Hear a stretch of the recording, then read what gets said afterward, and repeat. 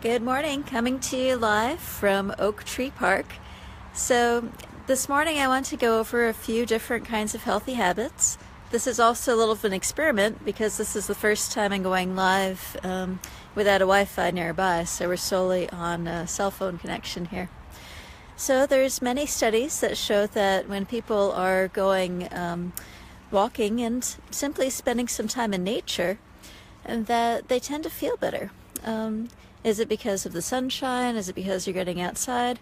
Or is there something a little bit more primal about actually being out in the natural environment? Regardless of what the mechanism is, it's well known that when people are spending some time outside enjoying the natural light and the plants and things that are out there, it tends to do something wonderful for the brain and the mind. And people just simply feel better getting out and about a little bit. So when you go outside for walks, obviously safety comes first. Make sure you're going someplace that you know is safe. Two, if you're living in Florida, we have lots of these little things called mosquitoes. Actually, they're pretty much all over the place in the country. And so, of course, use bug spray and other techniques like long-sleeved shirts and pants and all in order to protect yourself adequately from the bugs that are around. Other things you can do while you're outside is simply listen. There's many bugs and birds and bees and all sorts of things out there making wonderful noises, and so as you're spending some time in nature, practice being quiet, just simply listening. Focusing the attention on one sense at a time is a wonderful way of taking advantage of the natural environment. And again, it's another way of training the mind and the senses.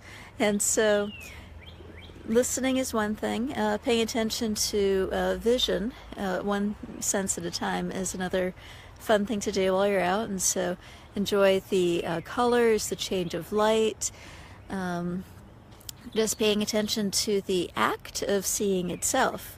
So there's an observer and something that I'm observing, and there's the act of doing that observation. And when you really focus on one of the senses at a time, then you can begin to pull apart and pay attention to the observer, the thing that's being observed, and the act of observing and looking. So paying attention to the moment, paying attention to the fine details. You can pay attention to the way in which the body feels, the sensation of your feet against the ground, for example. In this case, the sensation of holding the cell phone up so that I can give you this little presentation. Also, breathing is another thing you can pay attention to. So obviously you've got the senses, but also really paying attention to the breath and feeling the breath as it goes in and out, feeling the breath as it goes through the nostrils, feeling the breath in the belly where the diaphragm goes up and down is another thing you can do while you're out enjoying your walk, or if you're indoors doing other activities on the inside. Next, mention smells. When you're outdoors, regardless of whether you're in the city or in the countryside, there's many things, sorry to whip the camera around too much there, which, not just smelling the flowers, but every place that you go has a different scent to the air. You can tell how humid the air is, for example, by just paying attention to the smell. And taste, well, that might be a little bit hard to do when you're walking in the woods, so but you can pay attention to, if you have any taste in the mouth, or just simply the sensation of taste by itself without anything in particular in that moment. A couple other things you can do while you're walking is step counting.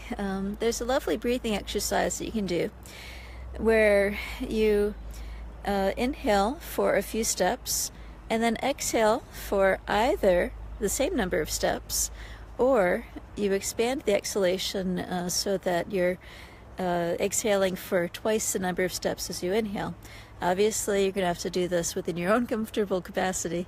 So, for example, you could walk and inhale for 2 steps, and then exhale for 4 steps. And again, 2 steps in, and exhale 4 steps.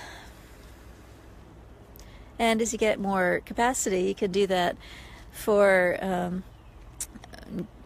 2 steps in, 4 steps out, 3 steps in, 6 steps out, or any variation of these things. When practicing these breathing exercises, it's always good to try to make the breath nice and even and smooth, and just pay attention to the flow and the quality. So, thank you for joining me this morning for this exercise, an example of going for a walk in the woods.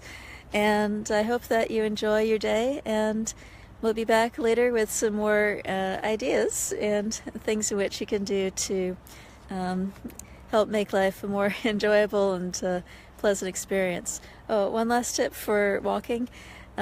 This is a wonderful, wonderful exercise for people with chronic back pain, for example, or other kinds of aches and pains, because as you're walking, you end up kind of very gently moving the back and moving all these extra muscles.